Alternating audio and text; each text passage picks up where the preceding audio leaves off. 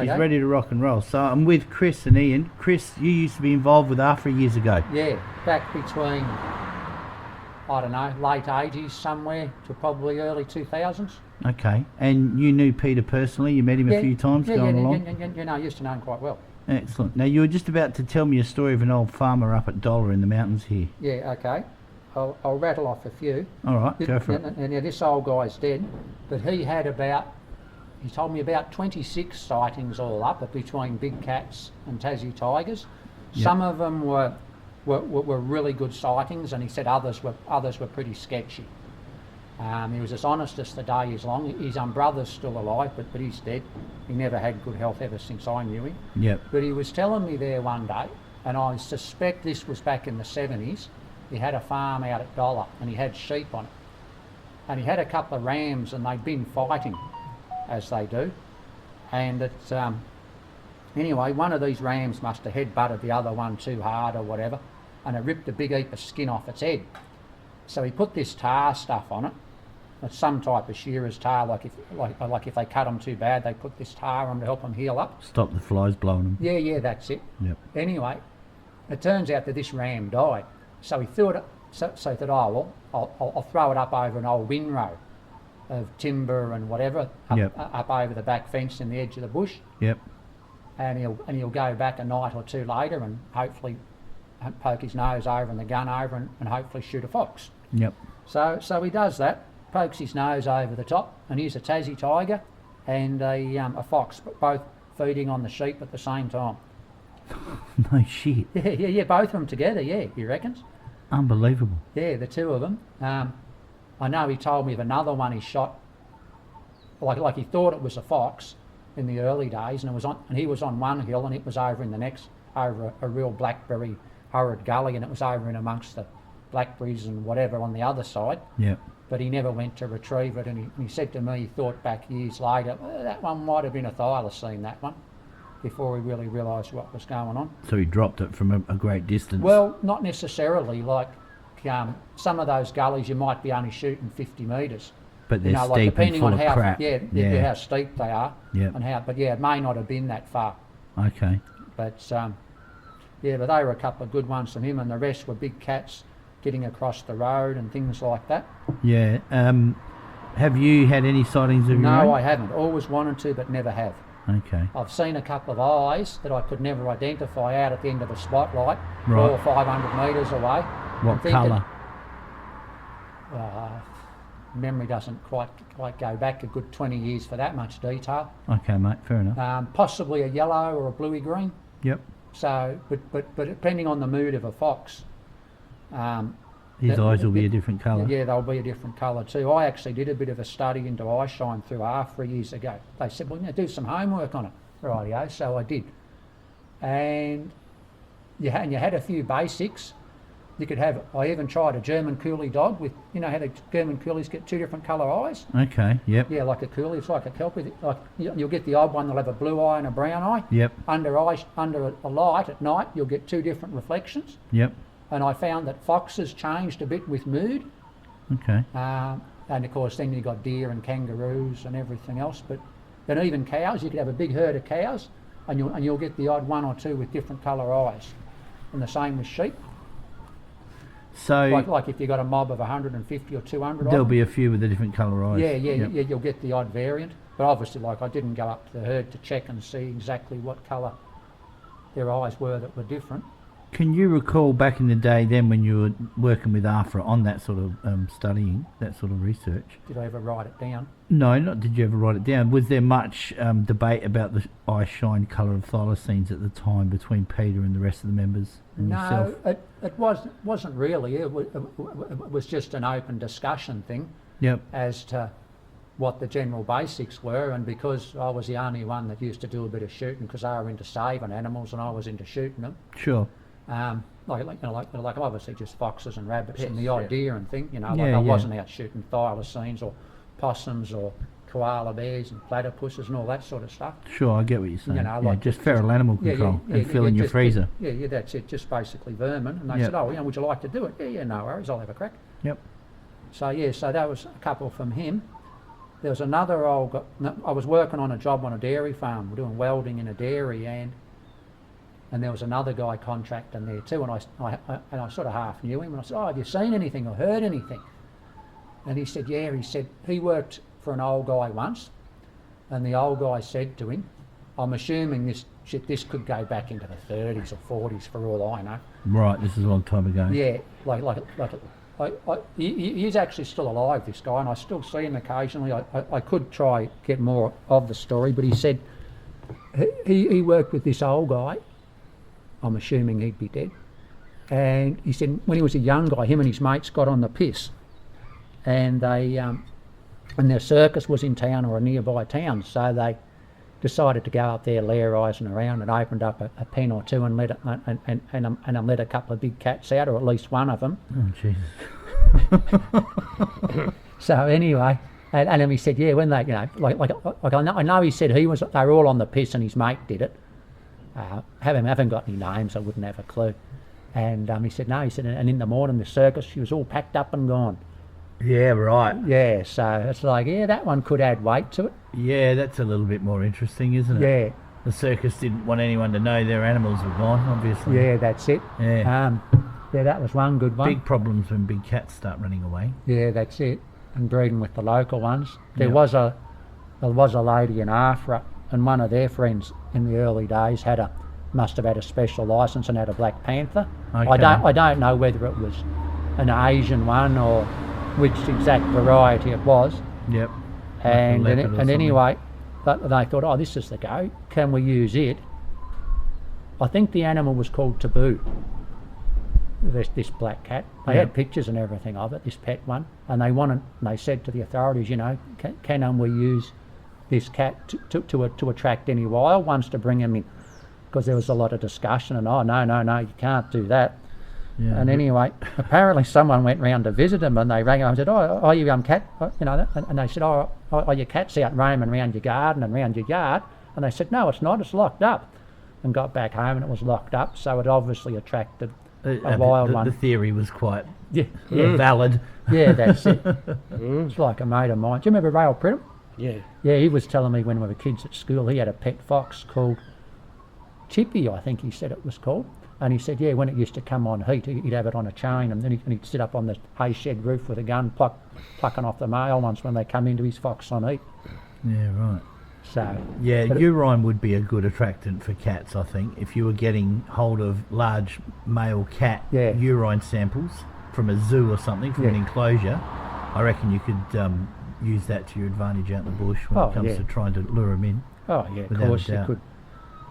But like the stories go on and on. I remember there was one couple that come along, this young couple that come along to one of the meetings, and they said, no, I don't even know where it was, and they said they were driving along, and there was one just trotting up the table train, like 5 or 6 feet away, and they just slowed right down, and it's just doing its own thing, trotting up the table train, this Tassie tiger. Yeah, in broad daylight, and they're just looking at it.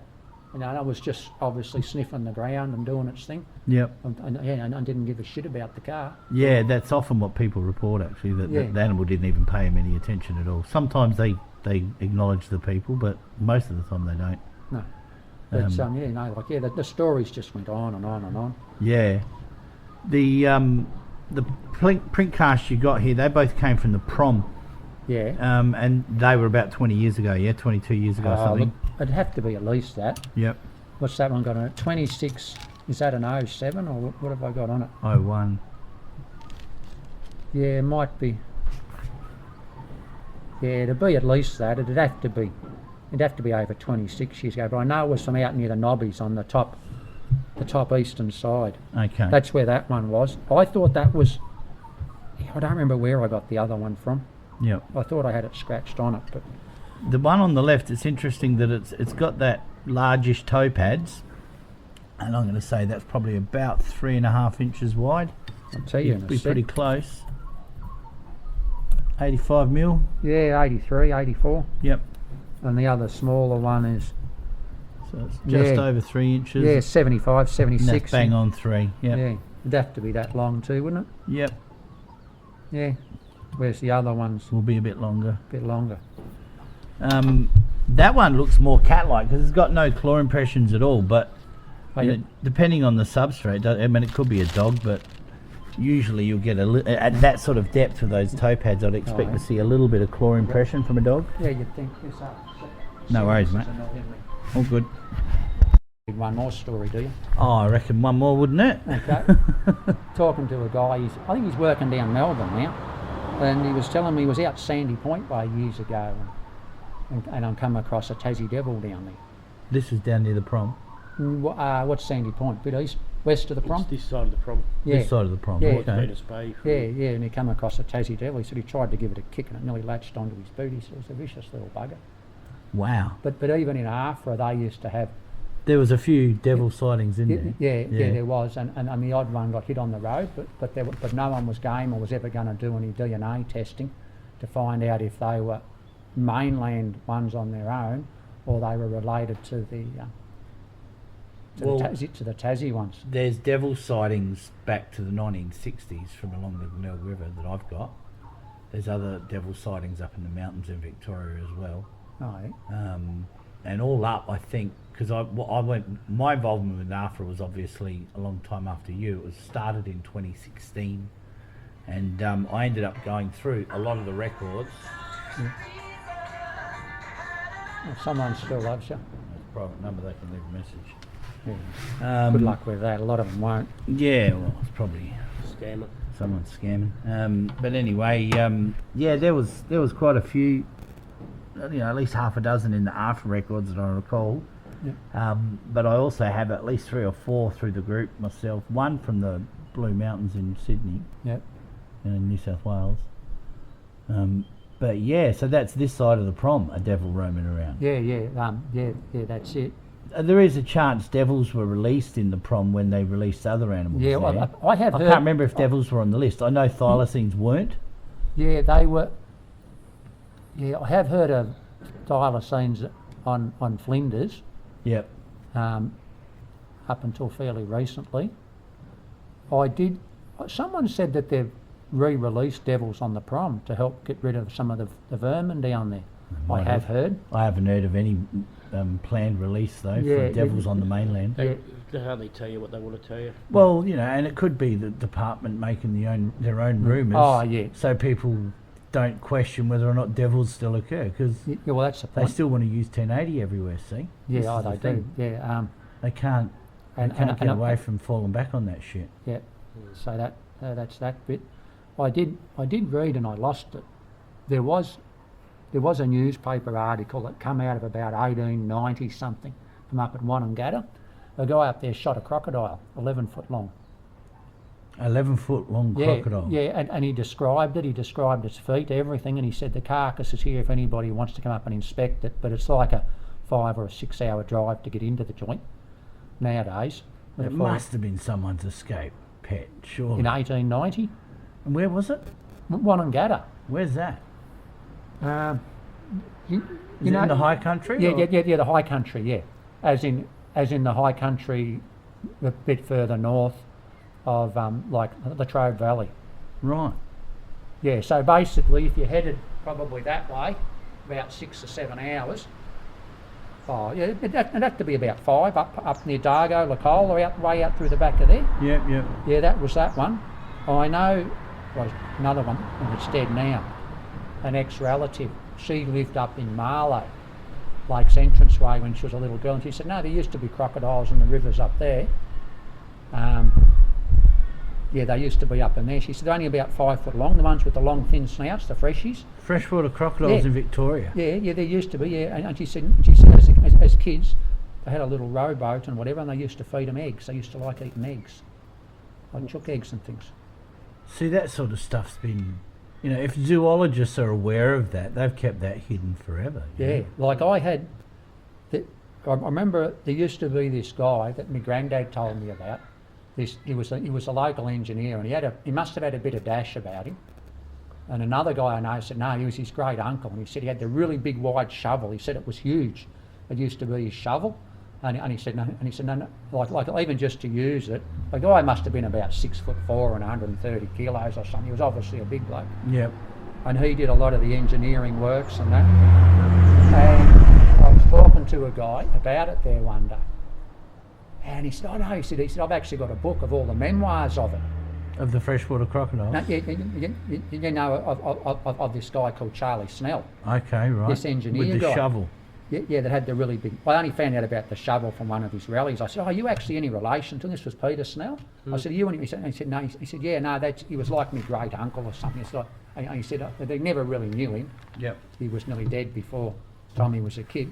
But I got hold of these memoirs of him that were printed up, and I'm reading through it, and he talks about a lot of the projects that he did, but he talks about being up at Aberfeldy, which is, where's Aberfeldy? Towards the Thompson Dam, the other side of Moe, Erica, probably not quite back as far as the high country.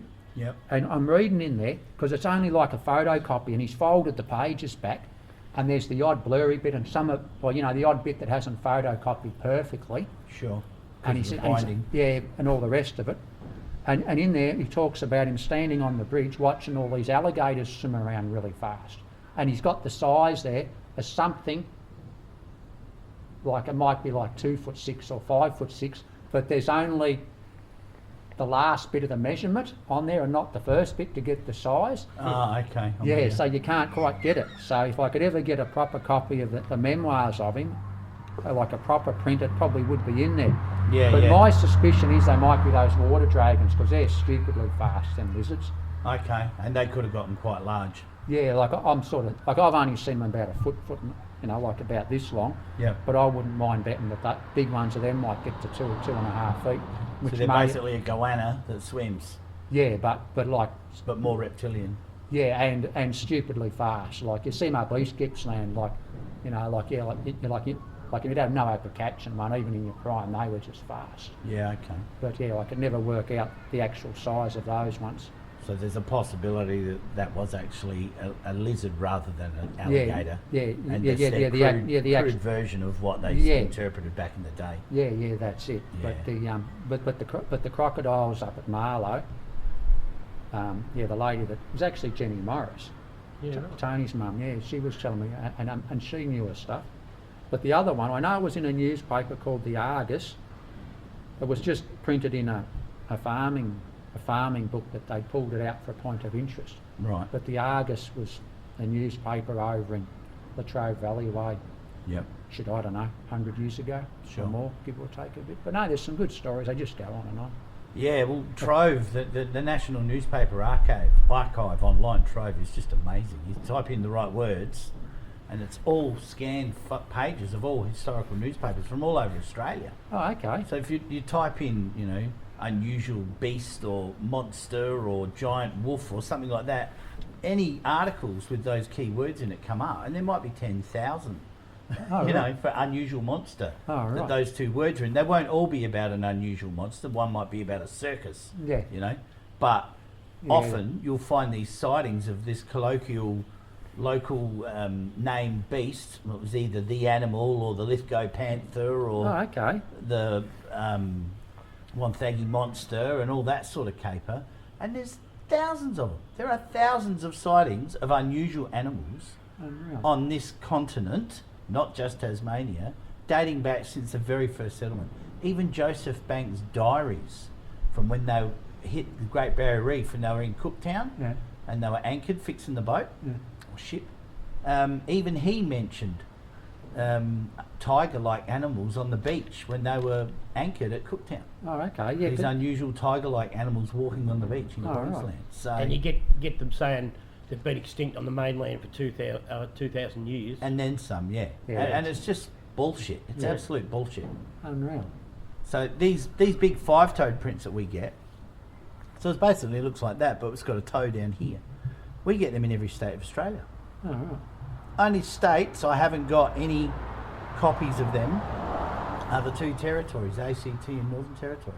So, big five-toed prints, and they look identical from all over the country. Because a cat's got that dew claw, hasn't it? That's That's lower down, because often dogs have it, but it's a lot higher up. Yeah, it's a lot higher up on a dog. These are just nowhere near cat prints. They're some Something large four-legged marsupial, because they're not dog and they're not cat, so what other order of animals in the animal kingdom could they be? You know? Yeah, because With these big toes. a kangaroo's got, like a kangaroo, like you get a big kangaroo, it's got a hand as big as you. It has, but they're a completely different arrangement of the digits on a kangaroo's hand. Yeah, that's it. Yeah, like the front ones, you know, like, and they're only 5. And you can't mix up a kangaroo's back foot with a Thylacine's back foot or a dog's back foot. No, hell no, because the things are like this long. Yeah, and they've got 2 or 3 toes on them. And if it's a front foot, they're always going to be like this, whereas with the the other back feet. animals are like that. That's right. Quadruped versus hopping animal. Yeah. Yeah. So I've never confused a kangaroo's footprint from its front hand, from its handprint with anything else. They're because it's always the back foot to go with it. You can't mix that up. So we've got dozens of examples of these large 5-toed prints from lots of people from all over Australia. You know, it's. And we haven't worked out what it is. Well, I think we know what it isn't. So what else could it be? Yeah, that seems to be the logical thing. No. Yeah, the tap's shut, but the gun's shut. Still have pressure. Yeah, it would have pressure. It's just got a bit of. The hose has got a hole in it. Yeah, oh, that's all right.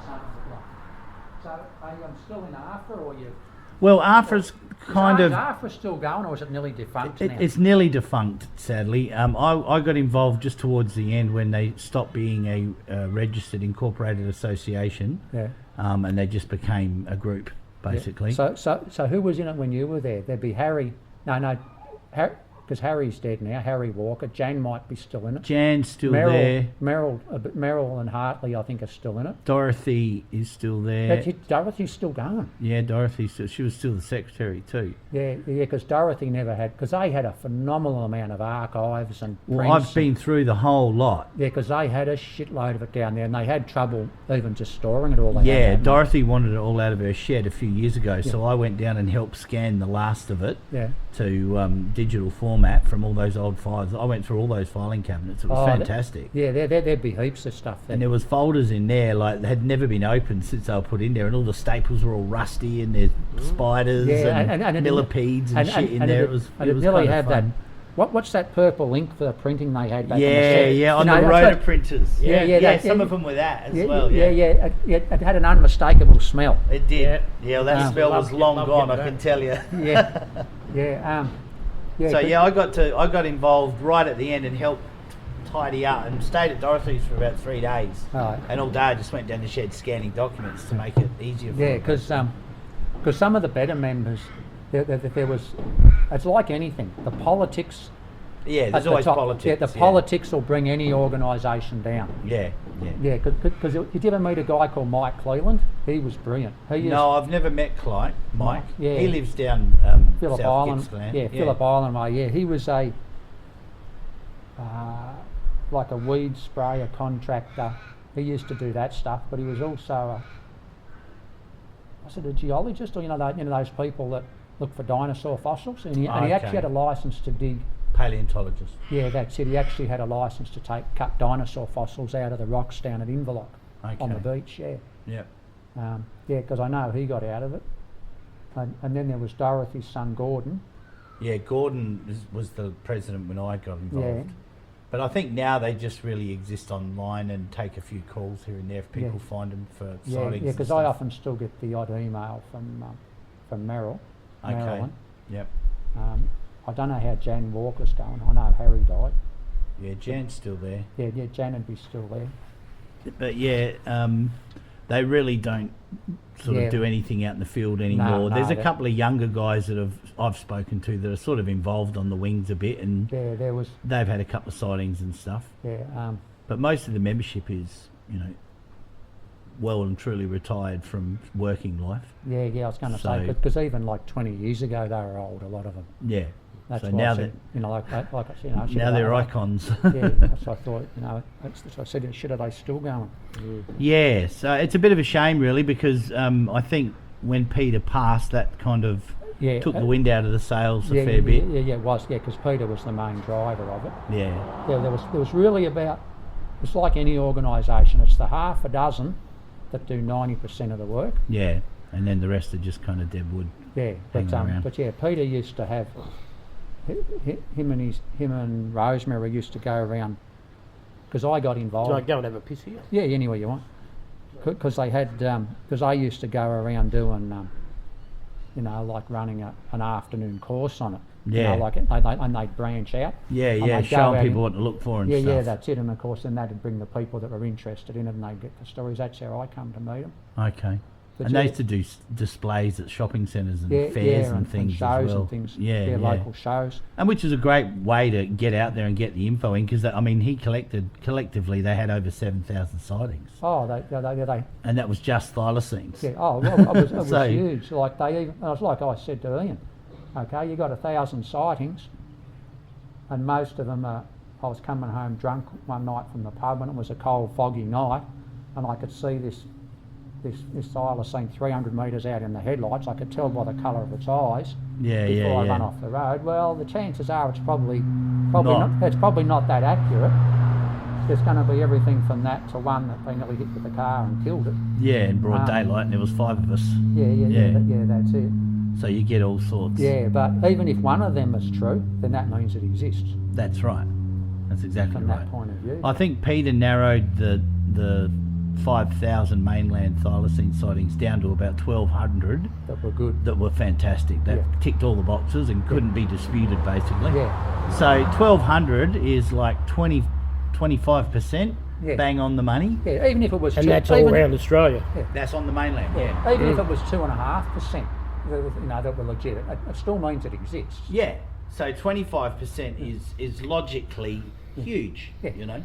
But well, my older brother and I definitely know what we saw that time, and I know definitely saw that second one too. So yeah, I know for a fact it didn't. There's no question in my mind. Oh yeah, look, I have no doubt. But there's a lot of people that have seen them, like the old lady next door here. When I was a kid, back in the 70s and 60s, I wasn't a kid in the 60s, but all around here there was a lot more bush. Yeah. And her youngest son, they were out walking through the bush, and and they actually seen one. Yeah. Yeah, they reckon, plain as day, they seen it. I had to talk to the mate next door, but he was that young, he can't remember it, but his mother can. Yeah, okay. Yeah. Yeah, all right. We probably should keep moving. I've got to get back and thanks very much for that, Chris. Yeah, no worries, no, appreciate your time, mate.